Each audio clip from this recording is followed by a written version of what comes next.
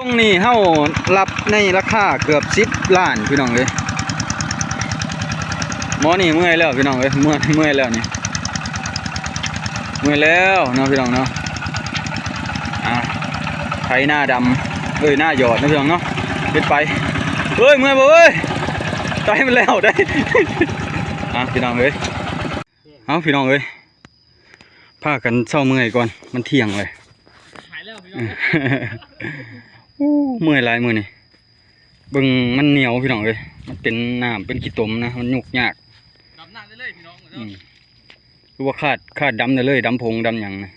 ดำพอดีม่วนแหละดำกะสิหาน้ำแน่เบิ่งตีนรถไถนะพี่น้องเลยไปขึ้นไปกินข้าวปุ๊บแหละสบายดีสวัสดีครับพ่อแม่พี่น้องทุกคนทั้งฟังไทยฟังลาวเด้อพี่น้องมื้อนี้ทีมงาน3เสี่ยวเฮาพากันมาหารับงานพี่น้องเลยรับงานไถหน้าเนาะในราคา6 ล้านกีบพี่น้องถึงไถถึงคาดแล้วก็ถึงหยอดเลยพี่น้องเลยตอนนี้เป็นเดือน6ค่อยพี่น้องเลยเนาะเจ้าก็พากันที่หยอดเพราะว่ามันเป็นเปะอันปีแบบ2 หนเพิ่นว่าเฮ็ดหน้าก็คงจะได้กินข้าวยากพี่น้องปีนี้มันแรงเนาะฝนหน่อยเพิ่นว่าเนาะว่าเนี่ยเฮาไถแล้วทุ่งนึงพี่น้องบัดตานี้ทุ่งที่2เพิ่นมาจ้างมาหาเฮาในราคา6 ล้านเนาะทุ่งนั้นในราคา4 ล้านพี่น้องเอ้ยวันอาทิตย์เพิ่นจะหยอดเนาะเบิ่งฟ้าเบิ่งฝนพี่น้องว่ามันจะเป็นลักษณะแนวใดเนาะทีมงานเฮากำลังพากันเฮ็ดรถ3 คันเนาะแต่ว่าคันนึงน่ะมันพานมันแตกเนาะพี่น้องเนาะเพิ่นกำลังไปเปลี่ยนพานใหม่เนาะเบิ่งน้ำกันติดตามเบิ่งน้ำกันเด้อพี่น้องเอ้ยตรงนี้เฮารับในราคาเกือบ10 ล้านพี่น้องเอ้ยหมอนี่เมื่อยแล้วพี่น้องเอ้ยเมื่อยแล้วนี่เมื่อยแล้วเนาะพี่น้องเนาะไถหน้าดำหน้าหยอดนะพี่น้องเนาะเด็ดไปเมื่อยบ่ตายมันแล้วได้พี่น้องเอ้ยปะโตใส่เลยเสี่ยวก็ได้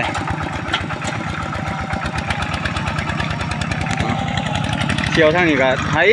ใกล้สิแล้วให้นึงแต่ก็ล้มคักพี่น้องเอ้ยแต่ก็ว่าไถได้เพิ่นว่าบ่ย่านซ้ำนี่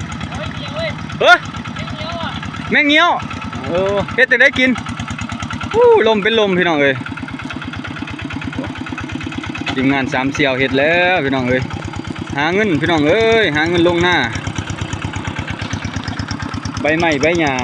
เขียวพี่น้องเอ้ยต้นไม้ใบหญ้าก็ได้ข้างหน้าป่าไผ่หมอกหน่อไม้พอได้อยู่ได้กินย่ำให้ย่ำหน้าพี่น้องนี่แหละน้ำกับพ่อได้ข้างให้หน้าพี่น้องเอ้ยฝนตกมาเมื่อคืนนี่ก้าเขาเจ้ากำลังเริ่มเขียวพี่น้องเอ้ยบ่เกินอีก2 ทิศก็ได้ดำเนาะถ้าว่าฝนตกมานำเนาะพี่น้องเนาะนี่แต่เฮาพากันเล็งไถหน้าให้มันแล้วนะพี่น้องเนาะมื้อนี้แต่ว่าก็ฟังเบิ่งได้พี่น้องคันว่าแห้งเบิดก็คือสิบ่แล้วพี่น้องเอ้ยเพราะว่ามันหลายเติบเนาะในราคา6 ล้าน 3พี่น้องกีบเนาะก็ตกเกือบ10,000 บาทพี่น้องเลยตกเกือบ10,000 บาททงนี่เนาะเอาพากันเฮ็ดกันเนาะเฮ็ดได้บ่ไปรถติดลมเลยพี่น้องเอ้ยเป็นไดเอาใช้ขึ้นติเลย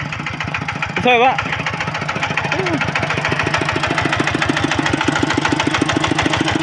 รับใช้ขึ้นดิเว้ยเอาใช้ขึ้นดิ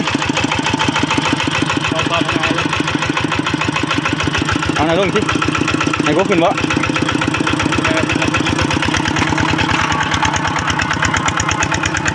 เอาขึ้นหน่อยรถติดเนาะ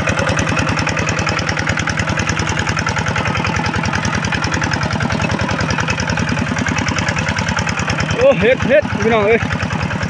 มึงบรรยากาศเที่ยวเฮ็ด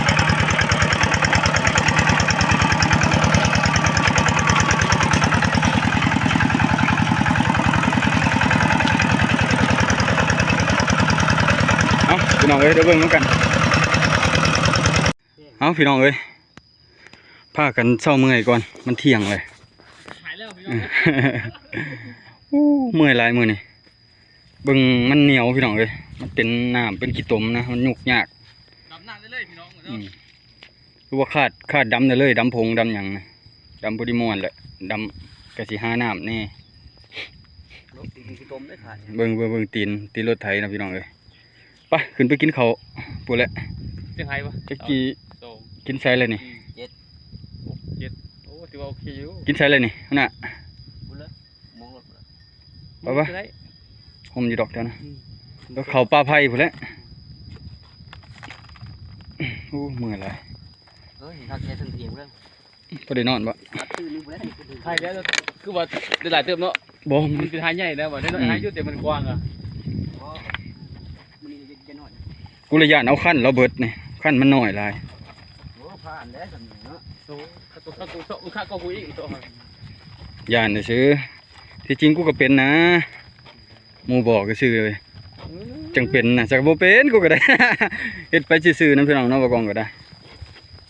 มาตามหมู่นั่นแหละหมู่พาเฮ็ดก็เฮ็ดเป็นหมู่พาขึ้นกันลงเฮา เอาดูเด้ บ่ไหวไถกลางเนาะเว้ยผ่านไล่ขอบมันบ่คืออันนั้นเนาะบ่คือตอนมันแห้งเว้ย กะมันได้ อืม เดี๋ยวกูกะได้เดียว มันเป็นเหลี่ยมเว้ยมันบ่สวยข้างคือแนวนี้เบิ่งที่มันสวยข้างอะยากอะนะ มันเสื้อข้างกับข้างเขาก็เรียบไปเลย ปล่อยรถทางนะมันทางปล่อยก่อนปล่อยไปก่อน โอ้เมื่อยว่ะเมื่อยว่ะมันบ่คือเมื่อวานนี่พอไล่อยู่เมื่อวานนี่นะมันบ่ได้ยุกไถบ่แม่นหยังเมื่อวานนี่นะเหยียบควบไปโลดแนวนี้เมื่อวานนี่เนาะแนวนี้เมื่อวานนี่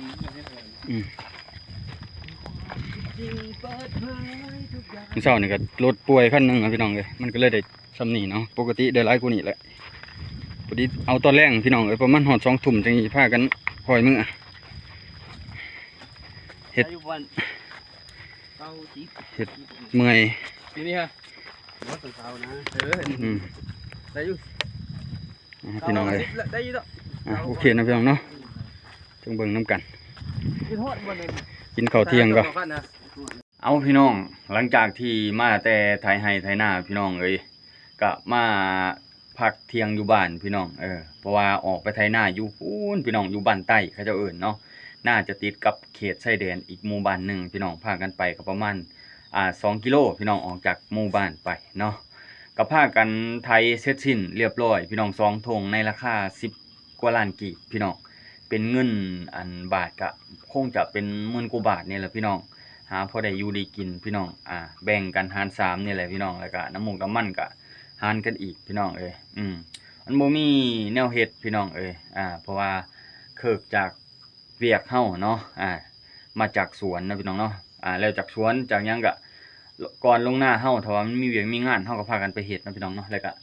เส้นเตานี่เตาเฮาก็ยังบ่ทันพากันขวัดอยู่พี่น้องอันนี้ก็ได้ประมาณอีกประมาณ2 ล้านกว่าได้ดอกพี่น้องเตาขวดเตาขวดหยังเนาะขายนี่ก็ได้เนาะก็ให้สอบละ20,000กีบพี่น้องคันใดก็สิประมาณ100 กว่าสอบนี่แหละพี่น้องเพราะว่าขวดเตาผีนำเนาะขวดเตาผีนำแล้วก็